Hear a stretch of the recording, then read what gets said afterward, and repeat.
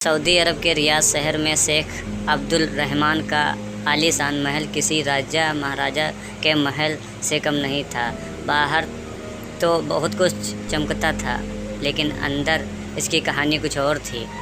शेख की बीवी लैला एक बेहद खूबसूरत लैला अंदर ही अंदर बहुत दुखी रहती थी, क्योंकि उसका पति हमेशा बिजनेस के सिलसिले में देश विदेश घूमता रहता था और वो महल में अकेले ही रहती थी।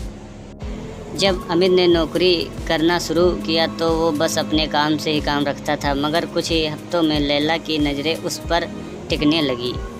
लैला अक्सर अमित से मदद मांगने लगी, ये पर्दा नीचे कर दो, मुझे गार्डन तक छोड़ दो, किचन तक मेरा बैग ले आओ। इस प्रकार के कई सवाल अमित से करने लगी।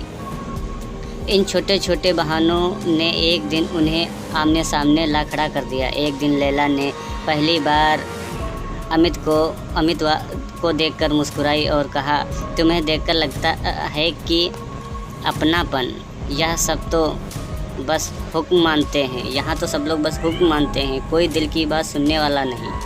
अमित सकपका गया, मगर अंदर कहीं कुछ पिघलने लगा। फिर एक रात जब महल के सारे नौकर सो गए तो लैला ने अमित को छत पर बुलाया।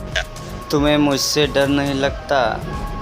अमित बोला, डर तो लगता है, लेकिन आपको अकेला देखकर और डर जाता हूँ। फिर उस रात चांद उनके बीच जो रिश्ता बना, ना सीमाएं देखी ना नियम, खुफिया कैमरे का काला सच। ये मुलाकात महीनों तक चलती रही।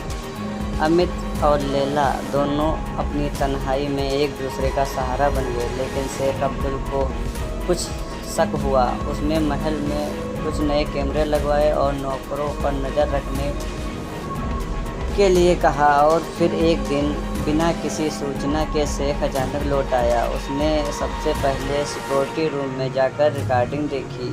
उसमें देखा कि उसकी बीवी अपने नौकर के साथ लिपटी हुई थी, उसकी बाहों में मुस्कुरा रही थी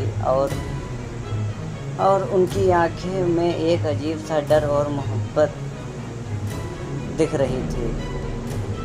शेख का गुस्सा सातवें आसमान पर चढ़ा। उसने तुरंत अमित को पकड़ा और गार्ड से उन्हें बेरहमी से पीटने को कहा और वह चीखने लगा। पूरे महल में चीख गूंजती रही। उसके कपड़े फाड़े गए, उसे बंधक बनाकर रेगिस्तान के बीचों बीच फेंक दिया गया। लैला को महल के कमरे में बंद कर दिया गया। शेख ने उससे कोई सवाल नहीं पूछा, बस एक लाइन बोली, तू मेरी नहीं, अब किसी की नहीं रहेगी। लैला को बाद में यूरोप भेज दिया गया। शेख ने उसे कभी दोबारा ना देखने की कसम खाई। इधर ये खबर भारत पहुंची तो न्यूज़ चैनलों वालों ने उठाया। सऊदी अरब में भारतीय लड़के के साथ बदसलूकी की गई। शेख की बीवी के साथ अवैध संबंध आरोप।